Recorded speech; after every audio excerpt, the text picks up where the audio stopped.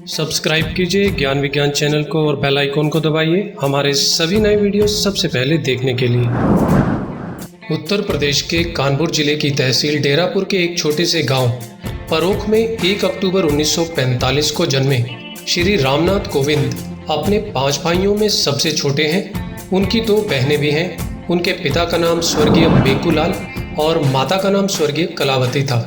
इनके परिवार का संबंध कोरी या कौली जाति से है, जो उत्तर प्रदेश में अनुसूचित जाति के अंतर्गत आती है।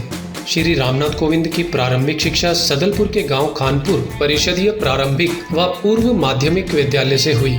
8वीं तक की शिक्षा के दौरान वे रोजाना 8 किलोमीटर पैदल चलकर स्कूल जाया करते थे। इसके बाद वह कानपुर पढ़ाई करने के लिए गए, जहां उन्होंने कानपुर के PNST इंटर कॉलेज चुंगीगंज से हाई स्कूल व इंटर की पढ़ाई पूरी की, जिसके बाद उन्होंने DAV कॉलेज से BCom किया। इससे पहले वर्ष 1940 में पूर्व प्रधानमंत्री श्री अटल बिहारी वाजपेयी जी ने भी इसी DAV कॉलेज से MA की परीक्षा पास की थी। अपनी LLB की शिक्षा पूरी करने के बाद वे सिविल सर्विसेज की परीक्षा देने के लिए दिल्ली आ गए, जिसमें पहले वे 2 बार असफल हुए, लेकिन धुन के पक्के श्री रामनाथ जी ने हार नहीं मानी और तीसरी बार पुनः IAS की परीक्षा दी और सफलता प्राप्त की। लेकिन मुख्य सेवा के बजाय अलाइड सेवा में चयन होने पर इन्होंने नौकरी करना स्वीकार नहीं किया और दिल्ली हाई कोर्ट में अपनी वकालत की प्रैक्टिस शुरू कर दी। दिल्ली हाई कोर्ट में 1977 से 1979 तक दिल्ली उच्चतम न्यायालय में केंद्र सरकार के वकील रहे। इसी दौरान 30 मई 1974 को श्रीमती सविता कोविंद के साथ उनका विवाह हो गया और उनके एक बेटे और एक बेटी हैं। बेटे का नाम प्रशांत है, जो विवाहित हैं, और बेटी का नाम स्वाति है। 1980 से 1993 तक केंद्र सरकार की स्टैंडिंग काउंसिल की तरफ से सुप्रीम कोर्ट में केंद्र सरकार के वकील रहे। इस दौरान उन्होंने गरीब दलितों के लिए मुफ्त में कई कानूनी लड़ाइयां भी लड़ी। 1977 में जनता पार्टी की सरकार बनने पर श्री रामनाथ कोविंद प्रधानमंत्री मोरारजी देसाई के निजी सचिव बने और इसी के पश्चात वे भाजपा के संपर्क में आए और कुछ समय के बाद उन्होंने बीजेपी ज्वाइन कर ली। पार्टी ने वर्ष 1990 में घाटमपुर लोकसभा सीट से चुनाव मैदान में उतारा, जिसमें उनकी हार हुई। अप्रैल 1994 में यूपी से पहली बार राज्यसभा के लिए सांसद चुने गए। अपनी कार्यकुशलता से इन्होंने 2 बार राज्यसभा का पद हासिल किया। इस तरह उनका राज्यसभा का कार्यकाल 12 वर्ष तक रहा।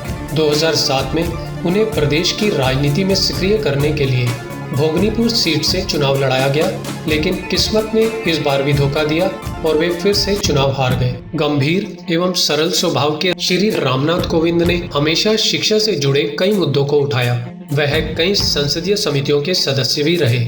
श्री रामनाथ कोविंद की पहचान हमेशा एक दलित चेहरे के रूप में रही है। छात्र जीवन में इन्होंने अनुसूचित जनजाति और महिलाओं के लिए बहुत से काम किए। राज्यसभा सांसद के तौर पर काम करते हुए कमजोर तबके के लोगों को हर तरह के लाभ पहुंचाने की कोशिश की। श्री रामनाथ कोविंद के पास जायदाद के नाम पर कुछ भी नहीं है, यहाँ तक कि उन्होंने अपने गांव के पुश्तैनी मकान को भी दान में दे दिया था, जो अब बारात घर के रूप में प्रयोग किया जाता है। बीजेपी के राष्ट्रीय प्रवक्ता, भारतीय जनता पार्टी अनुसूचित मोर्चा के अध्यक्ष, यूपी के महासचिव और अनेक पार्टी के पदों पर उन्होंने काम किया है। संसद की अनेक महत्वपूर्ण समितियों में भी वे अपना योगदान हमेशा देते रहे। श्री रामनाथ कोविंद जी को 8 अगस्त 2015 को बिहार का गवर्नर नियुक्त किया गया। श्री रामनाथ कोविंद जी का नाम भाजपा के राष्ट्रीय अध्यक्ष श्री अमित शाह ने 19 जून 2017 को NDA के सर्वसम्मत राष्ट्रपति उम्मीदवार के रूप में घोषित किया। घोषणा के बाद से ही उनका राष्ट्रपति बनना लगभग तय था।